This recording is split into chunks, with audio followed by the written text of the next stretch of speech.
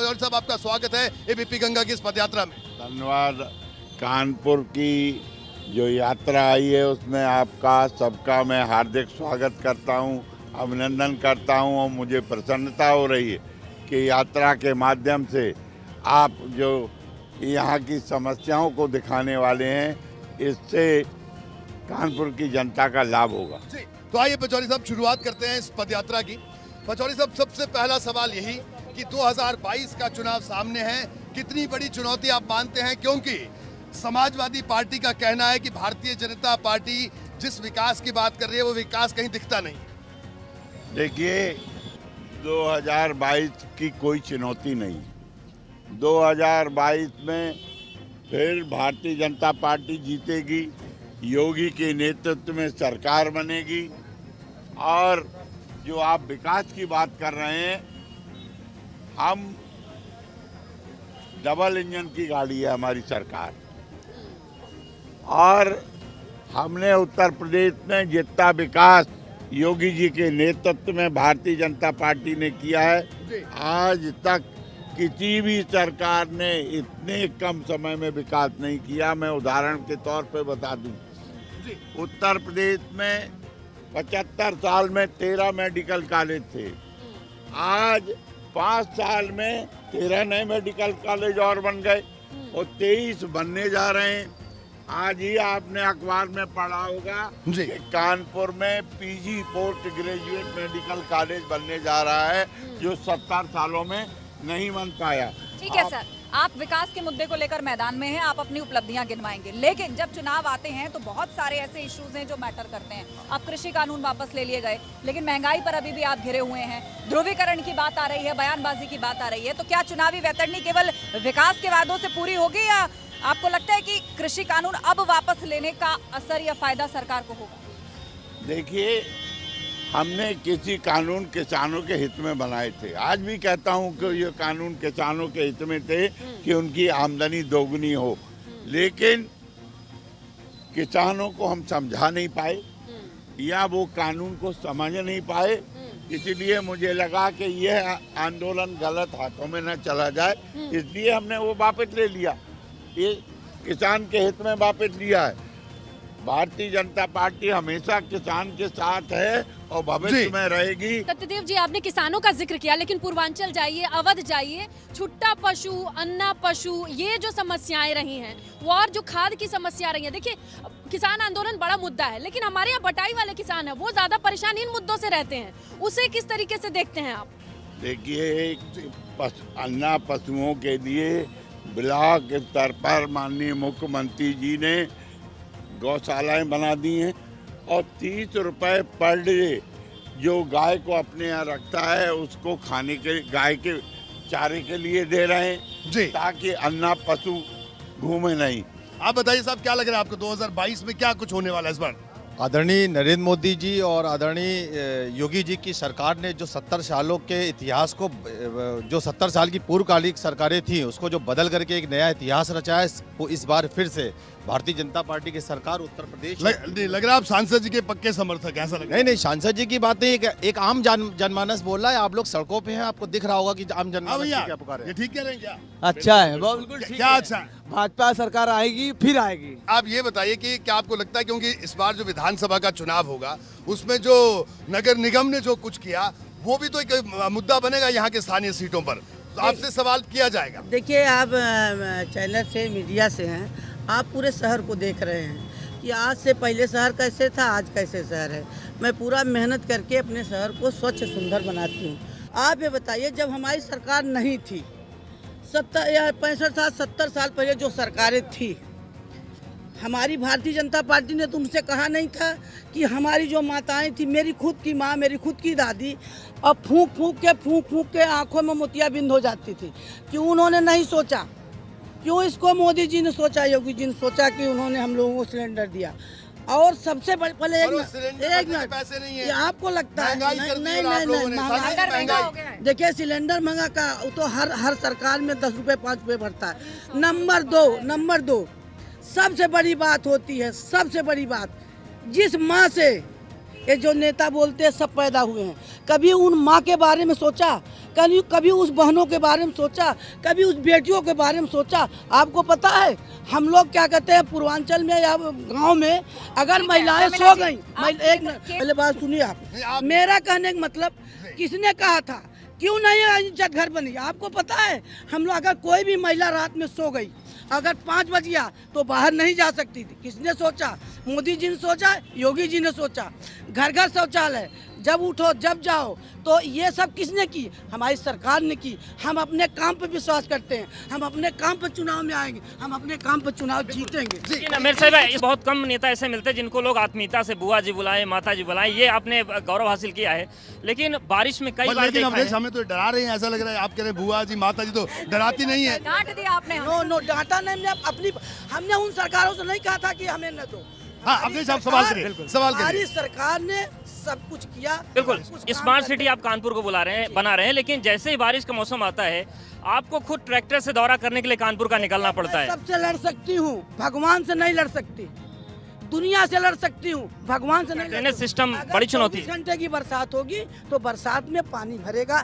अगर मान लो हम नहीं जा सकते तो चाहे मैं ट्रैक्टर से जाऊं, चाहे मैं पैदल से जाऊं, ये मेरा धर्म है कि मैं जाके देखूं। 2022 के लिए क्या जिम्मेदारी आपको मिली और कितनी सीटें भाजपा यहाँ से देखिए अब भाई प्रमिला जी, आप चुनाव लड़ लीजिए आप। हम महिलाओं की जिम्मेदारी 50% अब हो गई। हम महिलाएं जान लगा करके अपनी सरकार लेकिन बनाएंगे। आरक्षण तो केवल कांग्रेस देने की बात करी टिकट के अरे लिए। कांग्रेस बतौली पार्टी है, झूठ बोलती है। हमेशा देश को गुमराह किया, महिलाओं को गुमराह किया, सबको गुमराह किया। हमारी पार्टी जिसमें बड़े फख्र से मैं कहती हूँ कि मैं भारतीय जनता पार्टी की छोटी सी सिपाही हूँ, जहाँ पर माँ बहन बेटियों की इज्जत है। प्रमिला जी, चुनाव लड़ेंगे इस बार हाँ। विधानसभा का? हमें पार्टी जो कहेगी सो करने के लिए साहब, तैयार हूँ। चुनाव लड़वाएंगे प्रमिला जी को? पार्टी निर्णय करती है। लेकिन बुआ जी इतनी हिम्मत है, पैर मुड़ा हुआ है, दर्द हो रहा है, लेकिन सड़कों मर्द पे को उतरी दर्द हैं। नहीं होता, मुझे दर्द नहीं होता। वाह, ठीक है? ठीक है, बहुत बहुत शुक्रिया आपका प्रमिला जी। आइए सांसद जी, तो कानपुर की मेयर हमारे साथ मौजूद थी। उनके हालांकि पैर में कुछ दिक्कत है, इसलिए वो ज्यादा देर तक नहीं चल पाई। पचौरी साहब, एक आपसे एक बड़ा अहम सवाल ये कि विपक्ष का कहना है कि आप लोग जब चुनाव नजदीक आते हैं तो आप लोग ध्रुवीकरण की राजनीति करते हैं, हिंदू मुसलमान आप लोग करते हैं और चुनाव का पूरा एजेंडा मोड़ देते हैं। इस पर क्या कहना है आपका? हम सबका साथ, सबका विकास और सबका विश्वास, इसमें यकीन करते हैं। हमारी योजनाएं सभी वर्गों के लिए हैं। ठीक है, आप जी। सभी जाति धर्म मजहब की बात कर रहे हैं, लेकिन आज भाजपा को ब्राह्मण सम्मेलन करने पड़ रहे हैं, प्रबुद्ध सम्मेलन। क्या लगा आपको कि क्या वाकई कहीं ना कहीं चीजें नुकसान पहुंचा रही हैं? ब्राह्मण साथ छोड़ रहा है, पीछे हट रहा है, नाराज है, इसकी नौबत क्यों है? जी, ब्राह्मण हमेशा राष्ट्रवादी रहा है। ब्राह्मण हमारे साथ था, है और रहेगा। आप लोग तो सामाजिक समरसता की बात करते हैं, लेकिन आज उस पार्टी को जातीय सम्मेलन करने पड़ रहे हैं पूरे प्रदेश भर में। हमारे यहाँ कोई जाति सम्मेलन नहीं हो रहा है, माफ कर दिए। हमारे यहाँ कार्यकर्ता सम्मेलन हो रहे हैं, हमारे यहाँ बूथ सम्मेलन हो रहे हैं, लेकिन जाति सम्मेलन नहीं हो रहे हैं। संसद जी, कानून व्यवस्था एक बहुत बड़ा मसला बना हुआ है और विपक्ष कानून व्यवस्था पर लगातार सवाल उठा रहा है। ब्राह्मण राजनीति जो उठी, विकास दुबे के बहाने बहुत मामला बढ़ा। सपा कहती है आप लोगों ने विकास दुबे बनाया, आप लोग कहते हैं सपा ने बनाया। तो ये कहाँ से पूरी राजनीति उठी और क्या वाकई कानून व्यवस्था सवालों के घेरे में है प्रदेश की? मैं समझता हूँ उत्तर प्रदेश की सरकार ने उत्तर प्रदेश में कानून का राज स्थापित हो, माफिया राज हो, गुंडा राज खत्म हो, जातिवाद और भाई भतीजावाद खत्म हो, इसमें योगी सरकार सफल रही। सांसद जी, मुझे लगता है कि एक कप चाय पी ली जाए आपके साथ, अगर हाँ, अगर आपका बगैर फिर बगैर चीनी। भाई सांसद जी के लिए बगैर चीनी की चाय और हमारे लिए चीनी वाली चाय दीजिए। लेकिन आप ये बताइए कि 2022 के लिए मैं 3 बड़े वादों या 3 बड़े मुद्दों की बात करूं तो आप कौन कौन से विकास के काम कानपुर या यूपी सरकार के गिनाएंगे जो आपके लिए मास्टर स्ट्रोक साबित हो? सबसे आप विकास की किस चीज में बात करेंगे?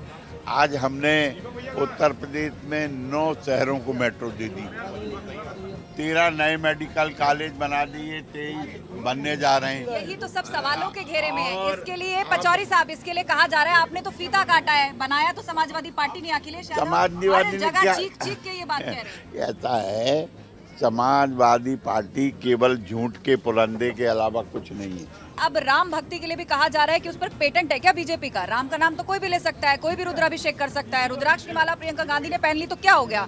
त्रिपुंड लगा लिया समाजवादी पार्टी के अध्यक्ष अखिलेश यादव ने तो क्या हो गया? कोई कॉपीराइट है बीजेपी का? हमने तो कभी मना नहीं किया, हम तो कह रहे हैं उनको सद्बुद्धि आ गई, अच्छी बात है, देर से आए दुरुस्त आए।